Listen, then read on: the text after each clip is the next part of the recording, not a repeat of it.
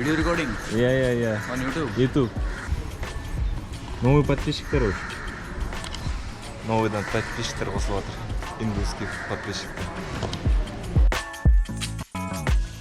Тадж Махалдың екі жанында бір-біріне симметриялы орналасқан екі маңызды ғимарат бар. Мешіт пен жауап ғимараты. Батыс жағында орналасқан мешіт қызыл құмтастан жасалған және әлі күнге дейін діни мақсатта пайдаланылады. Ол исламдық сәулет стилінде тұрғызылып, Тадж Махал кешеніне рухани мән береді. Шығыс жағында жауап ғимараты. Ол да мешітке ұқсас болып салынған, бірақ діни қызмет атқармайды. Бұл ғимарат тек симметрияны сақтау үшін салынған, және оның атауы да жауап немесе симметриялық көрініс деген мағына береді.